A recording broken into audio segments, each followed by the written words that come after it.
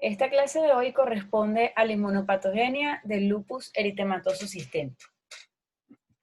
Cuando nosotros hablamos de inmunopatogenia de la enfermedad, nos estamos refiriendo a que vamos a hablar sobre todos los aspectos relacionados con el rol patogénico que tiene esa enfermedad. Es decir, todos los mecanismos que están implicados en el desarrollo de esa enfermedad, mecanismos de todo tipo. Y esta enfermedad es escogida como modelo o como prototipo por ser una enfermedad bastante amplia desde el punto de vista inmunológico. Yo diría en todos los años que yo tengo de experiencia viendo enfermedades inmunológicas que esta es la enfermedad más compleja y que representa un reto para el médico que la examina. Bien. No vamos a tocar aquí aspectos clínicos, aspectos de tratamiento, pero indudablemente que en el transcurso del desarrollo de la clase, algunos de esos aspectos saldrán a colación. Entonces, el lupus eritematoso sistémico es una enfermedad autoinmune, poligénica, porque están implicados varios genes en su patogénesis. Es de transmisión no mendeliana, es decir, que esa transmisión que ocurre de la enfermedad o de esos genes no ocurre en una forma mendeliana como estamos pensando en autosómico dominante, autosómico recesivo. Es una enfermedad que es compleja desde el punto de vista inmunológico y que es clínicamente heterogénea, es decir, que es muy variable desde el punto de vista clínico.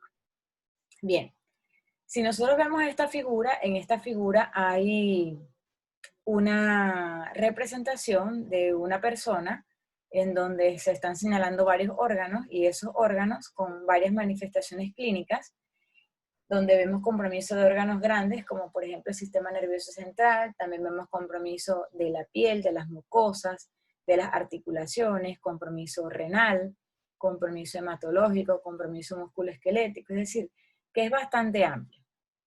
Esto quiere decir que nosotros vamos a tener una enfermedad que prácticamente ocupa todo lo que es el sistema desde punta a punta, es decir, desde la punta del cabello hasta la uña. Y en efecto, nosotros clínicamente es lo que podemos ver.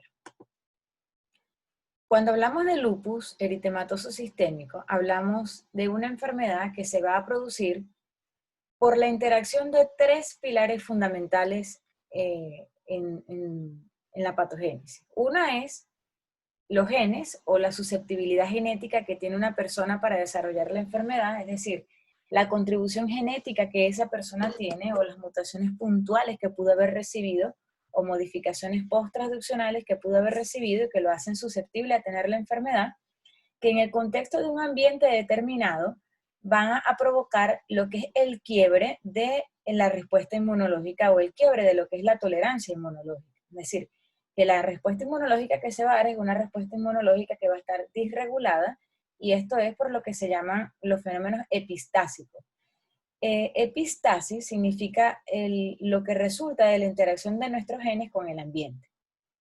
Y eso es lo que va a determinar que una persona pueda o no desarrollar lupus eritematoso sistémico.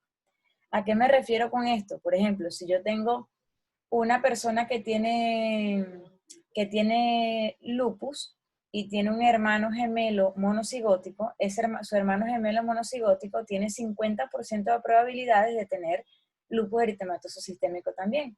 ¿Qué significa eso? Que es una de las enfermedades de transmisión no mendeliana, es la tasa más alta de concordancia que se ve entre gemelos monocigóticos. Eso significa que ciertamente la parte genética es importante, pero no determinante para el desarrollo de la enfermedad, porque si fuera determinante, el 100% sería que lo va a tener, y no es así. Entonces nosotros analizamos un poco esos factores. Vemos, por ejemplo, que tenemos a los individuos genéticamente susceptibles, ocurren estas alteraciones epigenéticas que vienen producto de varios factores, como la exposición a los rayos ultravioleta, a infecciones, en especial infecciones desde el punto de vista viral, a algunos tipos de medicamentos o químicos, a algunos fenómenos dietéticos, factores hormonales y factores que vienen con el envejecimiento. Ahora, estos factores epigenéticos van a conllevar a un quiebre de lo que es la tolerancia inmunológica o la autotolerancia, y esto va a generar en el individuo una disregulación inmunológica va a llevar a la producción de autoanticuerpos, es decir, anticuerpos que van dirigidos contra nuestro mismo cuerpo, la generación de citoquinas proinflamatorias, la autorreactividad de las células inmunológicas, en especial las células T y las células B, y daño en el tejido como consecuencia de estas alteraciones.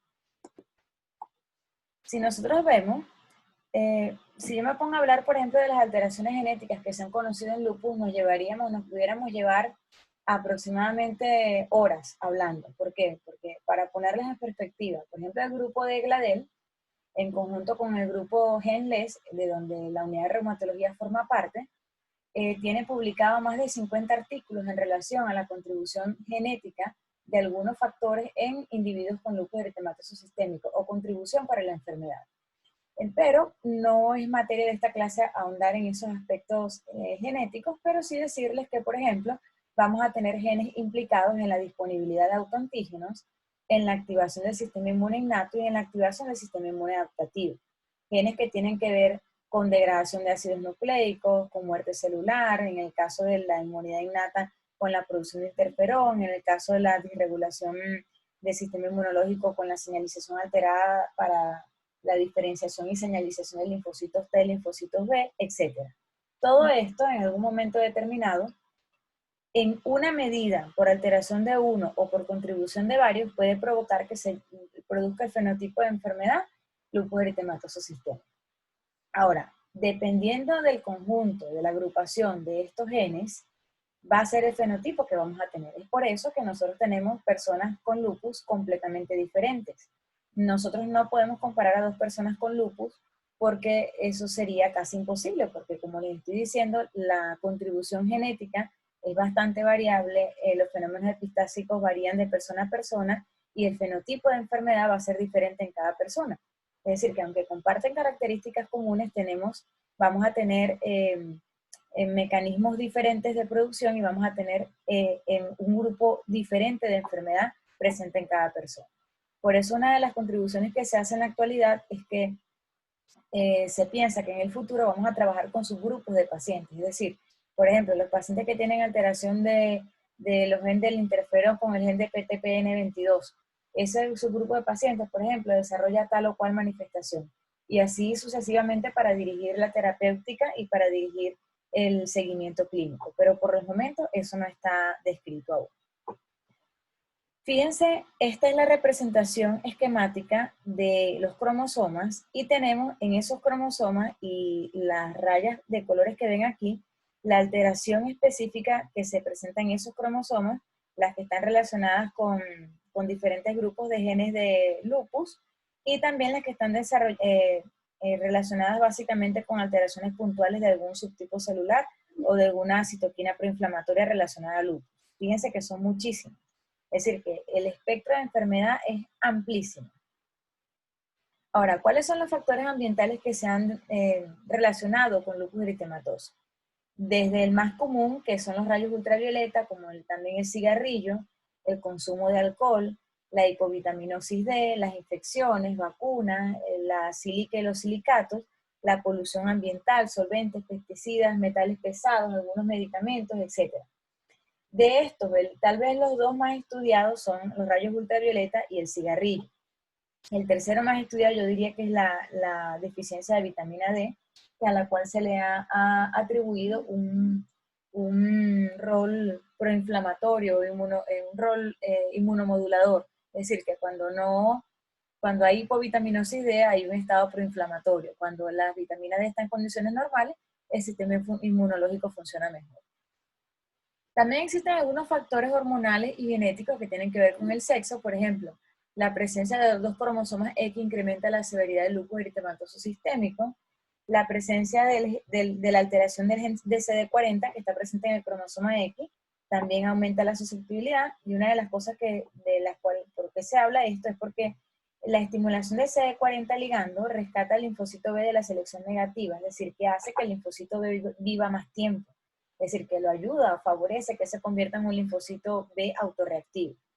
Y el embarazo empeora el lupus eritematoso sistémico.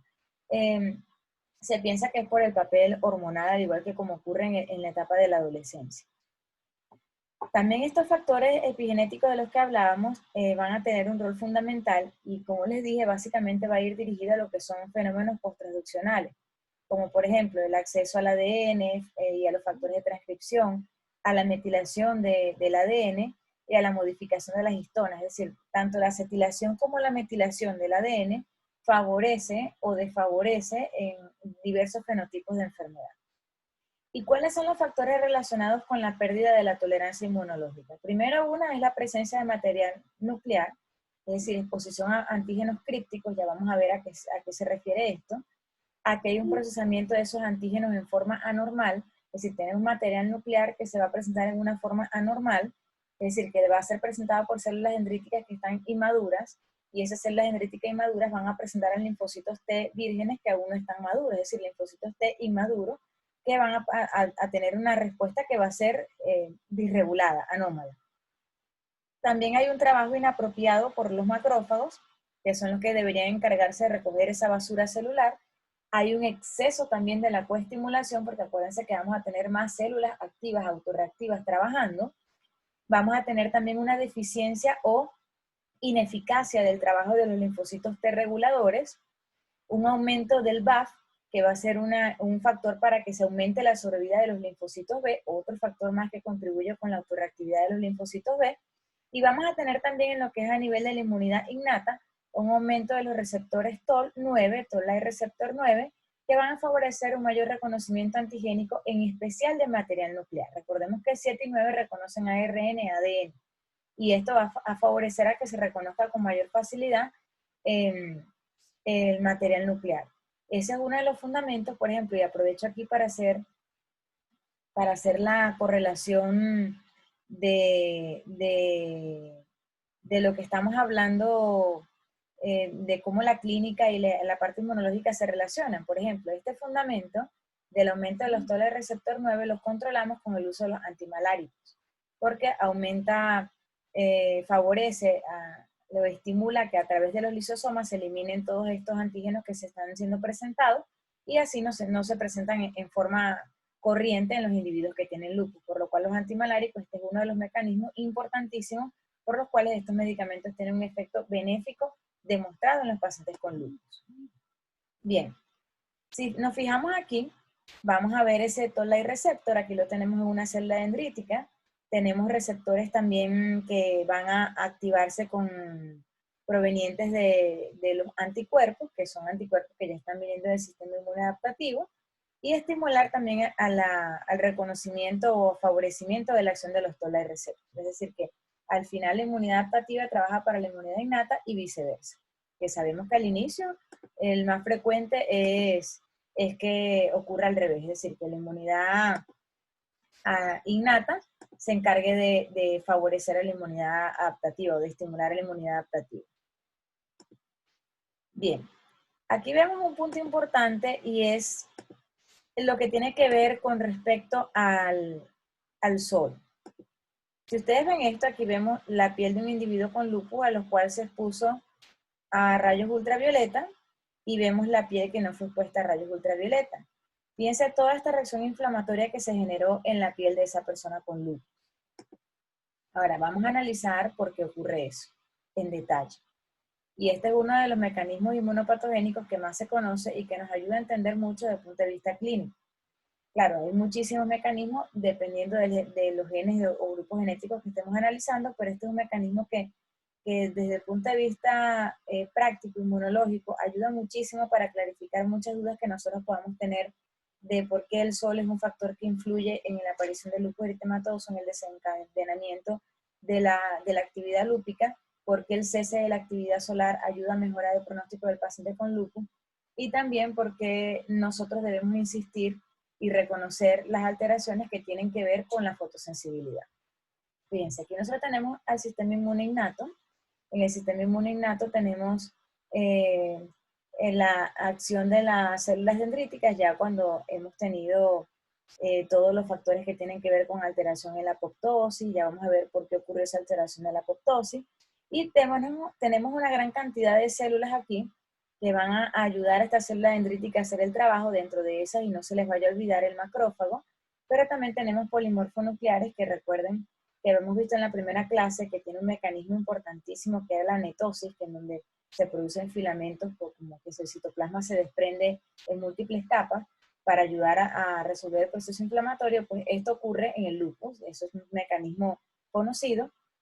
Tenemos a la célula dendrítica produciendo interferón alfa o interferón tipo 1, y este interferón tipo 1 encargándose de estimular más células del sistema inmune innato y también estimulando a las células del sistema inmune adaptativo. La célula dendrítica también como presentadora de antígeno estimulando a la célula T y estimulando a la célula B, con el agravante de que la célula T y la célula B se convierten en células autorreactivas que tienen prácticamente vida propia y sin control. Sin control alguno porque no hay células T reguladoras que la puedan controlar y porque tenemos los factores de sobrevida aumentados en estos subtipos celulares.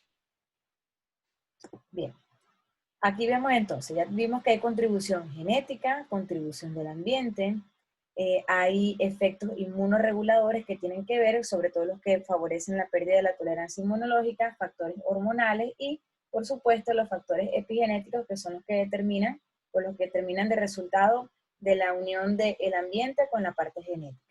Esto va a generar, a grosso modo, la formación de inmunocomplejos y estos inmunocomplejos van a favorecer estimulación de células que van a provocar citoquinas, que van a favorecer a que tengamos células T, células B autorreactivas, y estas células van a irse depositando en diversos órganos y tejidos, en especial en la piel, en el riñón y también en otros órganos como en los pulmones, el sistema nervioso central y el corazón.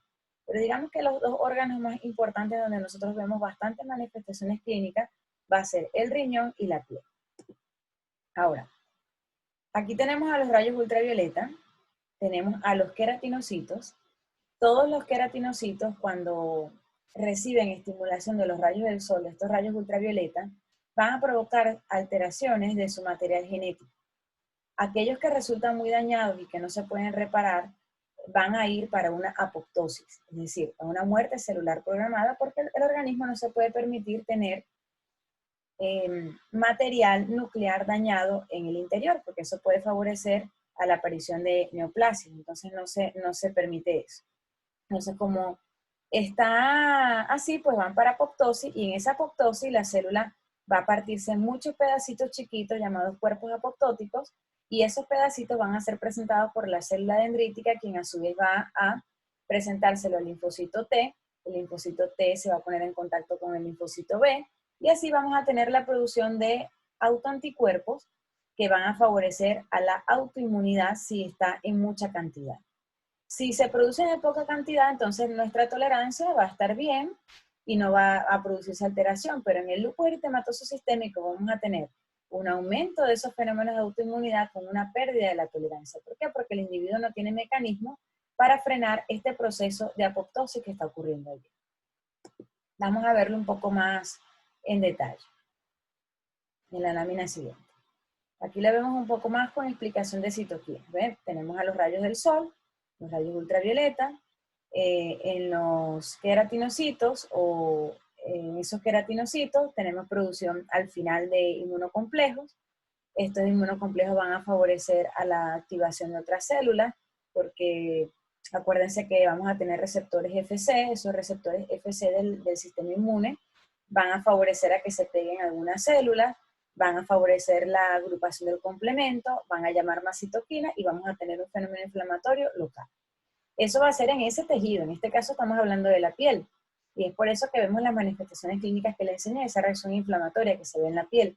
¿Y dónde ocurre frecuentemente eso? Ocurre frecuentemente en la cara. ¿Por qué? Porque en la cara es donde pegamos el sol, justamente en la región malar. Y luego de esto vamos a ver que estos inmunocomplejos pueden pasar a la circulación. Estos inmunocomplejos van a irse a la circulación, van a ir a depositarse en otros órganos. Uno de los órganos donde más se deposita es en la membrana basal glomerular, porque recordemos que allí se filtra toda la sangre. Y nosotros vamos a tener circulante entonces material genético y material genético con inmunocomplejos, o sea, en forma de inmunocomplejo, es decir, con anticuerpos o con autoanticuerpos. Son inmunocomplejos circulantes que son los que van a provocar el daño en los tejidos y en las membranas basal glomerular. Aquí lo vemos un poco más esquemático. Tenemos a los queratinocitos que sufrieron el daño por el sol. se transformaron en cuerpos apoptóticos. Estos cuerpos apoptóticos, algunos de ellos tienen material nuclear. Vamos a ver que va a haber entonces presencia de nucleosomas, de material nuclear como partículas Rho, La, U1, P-ribosomal, J1, que son partículas del nucleosoma, son fragmentos en donde está empaquetado el ADN, y esos fragmentos entonces van a ir a depositarse. Deberían venir los macrófagos a recoger esa inflamación, pero los macrófagos, a pesar de que están en gran cantidad, no son eficientes para hacer el trabajo, están como perezosos, al no hacer el trabajo, todo ese material nuclear, todos esos cuerpos apoptóticos se quedan allí depositados y van a provocar una reacción inflamatoria, porque no solamente son los macrófagos, sino que vienen polimorfonucleares, hacen netosis, vienen también otras células del sistema inmune innato, y finalmente eso, por la vasodilatación local, pasa a la circulación periférica. De la circulación periférica, por recirculación puede ir también y provocar alteración en lo que es el paladar duro. Es por eso que vemos la úlcera en el paladar duro. Y también se va a ir a depositar en órganos, por supuesto. Mientras esto ocurre en mayor medida vamos a tener cambios a nivel cutáneo y niveles de fotosensibilidad diferentes entre cada persona, y vamos a tener depósitos de estos inmunocomplejos en la membrana basal glomerular, provocando nefritis lúpica. Aquí vemos algunos mecanismos que tienen que ver con la transcripción ya de la información al interior celular. Fíjense que aquí tenemos diferentes mecanismos, como dijimos, medicamentos, mecanismos ambientales me refiero, estrés oxidativo por cualquier causa que sea, producto de una infección o no, y también exposición a los rayos ultravioletas. Todo esto va a provocar alteraciones de la metilación del ADN, y al estar desmetilado, entonces va a favorecer al prototipo, al fenotipo de enfermedad tipo LES. Y al final en el riñón, que es lo que vemos en esta lámina, vamos a tener cambios, como lo vemos en esta inmunofluorescencia, de depósitos de inmunocomplejos en el mesangio. Aquí no vemos todavía compromiso de los vasos sanguíneos, pero vemos que hay una infiltración en el mesangio. Ya aquí en esta enlace ya vemos formación de trombos hialinos, que son los blancos, con ocupación de los vasos sanguíneos, y ya vemos un poco más irregular lo que es el mesangio, no vemos casi el espacio de Bowman. Y aquí prácticamente todo ese espacio de Bowman lo estamos viendo ocupado por inmunocomplejos, donde ya vemos una pérdida prácticamente total de la arquitectura de ese glomérulo. Eso quiere decir que nosotros podemos tener diferentes espectros de la enfermedad, diferente variabilidad de expresión en cuanto a nefritis lúpica. Ahora, esta nefritis lúpica va a depender el mecanismo que la está ocasionando. Hay diversos mecanismos, hay biomarcadores que se están estudiando ahorita. No todo tiene que ver con el de la fotosensibilidad, pero este es un mecanismo bastante conocido. También, fíjense, en el centro donde yo me formé, en mi posgrado de reumatología, se estudiaba mucho la parte que tiene que ver con el linfocito T y el rol patogénico que tiene el linfocito T en la aparición de la enfermedad del lupus. Porque antes se pensaba que el lupus era mucho una enfermedad del sistema inmune puro adaptativo, y se estudiaba solamente puro linfocito T y B. En ese centro donde yo me formé, el Centro Nacional de Enfermedades Reumáticas, se estudiaba el linfocito T. De hecho, este es un trabajo de mis profesores, en donde se muestra un patrón anormal de la fosforilación de tirosina, que es un fenómeno intracelular que ocurre en la balsa lipídica del linfocito T, y que se relacionó con la aparición del lupus eritematoso sistémico. Entonces, esto es un punto importante, porque no es solamente fenómenos que tienen que ver con el exterior, sino también fenómenos intrínsecos celulares que van a favorecer o desfavorecer la cascada de señalización intracelular, y eso hace que tengamos alteración a nivel de la transcripción de la señal en esa célula. Y eso va a favorecer, por supuesto, a que tengamos el fenotipo de la enfermedad. Este mismo trabajo, casualmente, cuando fue publicado simultáneamente, en ese mismo año, se presentó otro trabajo por otro grupo, también viendo alteraciones a nivel de la balsa lipídica en los linfocitos T. Bien interesante, porque eran grupos separados que estaban trabajando y que casualmente llegaron a las mismas conclusiones en general. Igual pasó, por ejemplo, con los linfocitos T reguladores. Habían dos trabajos publicados en donde en uno se decía que el linfocito T el regulador estaba disminuido y en otros se demostró que estaban aumentados, pero que eran inefectivos. Es decir, que bien llamativo porque tenemos esos dos hallazgos, pero al fin y al cabo sabemos que el problema ocurre por falta de alteración de los linfocitos T reguladores. Bien, este fue el otro trabajo las alteraciones que encontraron, que estas propias alteraciones que se habían descrito, se vio que había una disminución de la estabilidad de los microRN. MicroRN son pequeñas secuencias de ARN que se generan y que pueden tener una posibilidad de modificar la transducción o la transcripción que ocurre y las funciones intracelulares. Entonces, en este caso, ¿cuál era el efecto que se provocaba? Que no ocurre la transducción y se produce una disminución de la producción de interleuquina 2 y por la supresión de la activación de ese gen. Y así no se daba la regulación. Otro punto importante es el famoso sello del interferón. Si ustedes se fijan, fíjense esta gráfica, nosotros para poder analizar vamos a fijarnos aquí abajo en la leyenda. Lo azul es que está frío, es decir, que no hay casi genes, no hay casi expresión de genes, y lo rojo es que están muy expresados los genes. Aquí vemos a individuos controles, aquí vemos a individuos con lupus, con diferente espectro de actividad de la enfermedad, con SLEDAI de 2 a 4, de 0, de 6 a 10 y de 11 a 20. Y un grupo control con otra enfermedad inmunológica que eran individuos con artritis reumatoide. Si nos fijamos, ustedes ven que toda esta parte que está en rojo encendido es en los individuos que están con lupus eritematoso sistémico, en especial los que tienen más actividad. Y estos genes corresponderían a los genes del interferón y también a los de la granulopoyesis, es decir, de la inmunidad innata. Ahora, estos genes del interferón encendido le confirieron a lo que se conoce en el lupus como el sello del interferón o interferón signature. Ese sello del interferón se demostró no solamente en adultos, sino también en niños, en donde también los niños se veía aumento en la granulopoyesis también. Y esto es importante porque habla del papel, del rol patogénico que tiene este interferón en la patogénesis de la enfermedad. Ahora, uno pudiera pensar, bueno, en bloquear el interferón para controlar la enfermedad, pero resulta que el interferón alfa es vital para protegernos de los virus y de otras partículas que nos hacen daño, lo cual es un poco complejo tocar eso como desde el punto de vista terapéutico.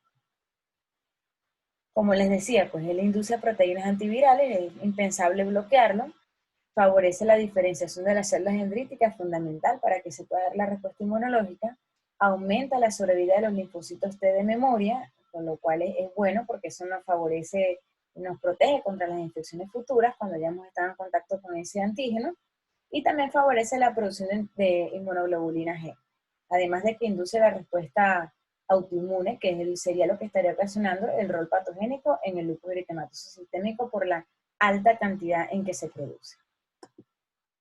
Bien, entonces al final, ¿qué es lo que nosotros hacemos en lupus?